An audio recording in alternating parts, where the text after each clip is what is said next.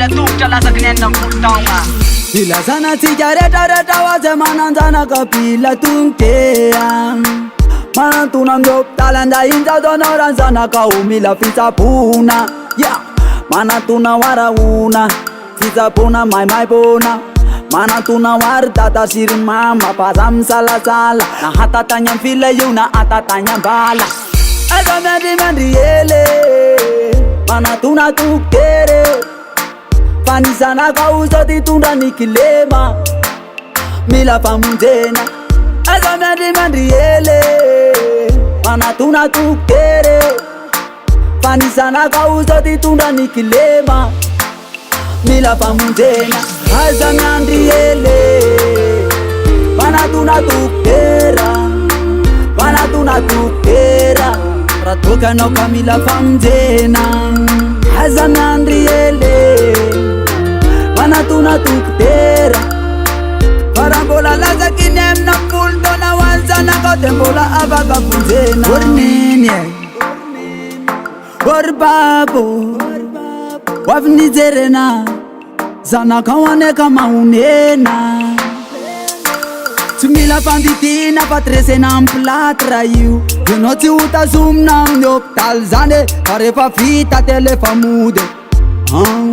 Zay ny fanafody. Kaza miandrimandry ele manantona tongotere. Fa ny zanaka ho zao ty tondra ny kilema mila famonjena. Eza miandrimandry ele manantona tongotere. Fa ny zanaka ho zao ty tondra ny kilema mila famonjena. Eza miandry ele manantona tongotera. Manantona tongotera raha toka anao ka mila famonjena. Eza miandry ele manantona tongotera. Fa raha mbola lazaky ny enina ambolo taona ho an'ny zanaka dia mbola afaka fonjena. Efa betsaka nahita antsara manantona tsika rehetrarehetra eto fianara. Lovasoa ny taranaka mapara. Efa betsaka nahita tombotsoa ka izao anjarany fianaratsoa. Fitsapona maimapona rahona io anetsy raha andoavam-bola.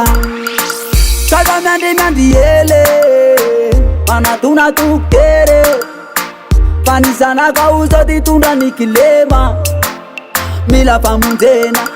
Eza miandrimandry ele manantona tongotére. Fa ny zanaka ho zao ty tondra ny kilema mila famonjena. Eza miandry ele manantona tongotera. Manantona tongotera raha toka anao ka mila famonjena. Eza miandry ele manantona tongotera.